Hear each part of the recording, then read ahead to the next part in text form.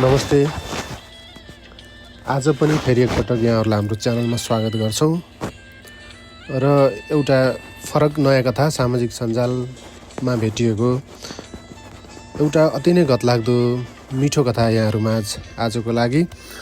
श्रीमतीले लिइन् श्रीमानको परीक्षा शीर्षकको छ। एकचोटि यहाँले सुन्नै पर्ने कथा, मिठो कथा छ। अब त्यो वाचन गर्ने अनुमति माग्छु यहाँहरूसँग। एउटा घरमा श्रीमान र श्रीमती बस्थे। उनीहरूको बिहे भएको पनि धेरै भएको थियो। श्रीमानले एउटा ब्याङ्कमा जागिर गर्थ्यो।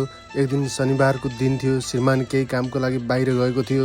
श्रीमती कोठामै टिभी हेर्दै बसेकी थिइन्। एक्कासी श्रीमतीको मनमा एउटा कुरा खेल्यो। उनले आफ्नो श्रीमानले आफूलाई कतिको माया र विश्वास गर्नुहुन्छ भनेर थाहा पाउने चाहना मनमा आयो उनको। अनि आज श्रीमतीले आफ्ना श्रीमानको परीक्षा लिने निधो गरिन्। श्रीमानले के गर्नुहुँदो रहेछ भन्ने बुझ्न चाहन्थिन् उनी। उनको श्रीमान केही कामको लागि बाहिर गएका थिए अनि श्रीमान घर आउने बेला हुन पनि लागेको थियो। अनि उनले आज परीक्षा लिन्छु भनेर एउटा चिठी लेखिन्। त्यो चिठीमा यस्तो लेखिएको थियो, म तिमीसँग थाकिसकेँ।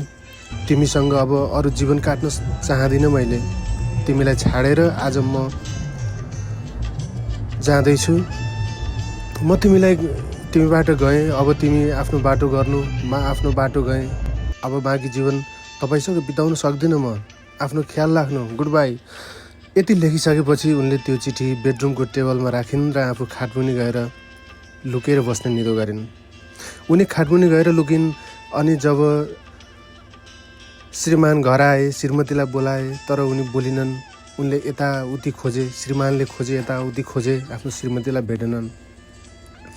यसो हेर्दा खाटमुनि आफ्नो श्रीमतीको खुट्टा देखे। अनि उनले त्यो टेबलमा राखिएको पत्र पनि देखे एकैपटक र पढे। अनि खुसी हुँदै त्यही कागजमा आफ्नो जवाफ लेखे। अनि लुगा फेर्दै गाउन र नाच्न थाले। आफ्नो फोन झिके, कसैलाई डायल गरे अनि भन्न लागे, हाई बेबी, भर्खर लुगा फेर्दैछु। लुगा फेरि सकेर म तिमीलाई भेट्न आउँछु ल। मेरो मूर्ख श्रीमतीले हाम्रो सम्बन्धको बारेमा थाहा पाइसक्या। त्यही भएर छोडेर गई। मलाई त्यति बेला नै थाहा थियो उनीसँग बिहे गर्नु साँच्चै गलत हो भनेर। खासमा पहिले नै तिमीलाई चिनेको भए योसँग बिहे म कहाँ गर्थेँ र अब त मेरो छातीबाट 10 किलोको आटाए जस्तो भयो। ल, म यही बेरमा म तिमीलाई भेट्न आउँछु। यति भनेर श्रीमान कोठाबाट बाहिर निस्किएर गए र उनलाई थाहा थियो श्रीमती त्यही बेडमुनि लुकेर बसिरहेकी थिइन् र उनले त्यो कुरा पनि सुनिरहेकी थिइन्। खाटमुनि बसेर सुनिरहेकी उनकी श्रीमती रुन थालिन्। छाँगाबाट खसे जस्तै भइन्। उनले सोचिन्, साँच्चै नै मेरो श्रीमानको बाहिर अरू नै रहेछ। मेरो श्रीमानले मलाई माया नै गर्नु हुँदो रहेछ। मलाई विश्वास नै लागेन भनेर उनी रुन थालिन्। उनको साह्रै मन दुख्यो अनि उनी रुँदै खाटमुनिबाट उठेर आइन् र खाटमा उनले एउटा चिठी लेखिन्।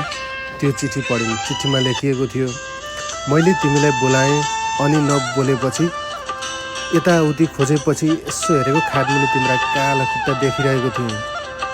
अनि पत्र पनि पढेको थिएँ। अनि मैले पनि के गर्छौ भनेर तिम्रो परीक्षा लिने विचार आयो अनि यस्तो नाटक गरेँ। मैले पनि अब धेरै नाटक गर्नु आवश्यक छैन। अनि मैले पनि तिमीलाई के गर्छौ भनेर तिमीलाई सुनाउन यसो गरेँ। अघि मैले पनि कसैलाई फोन हानेको होइन, फोन गरेको नाटक गरेको हो।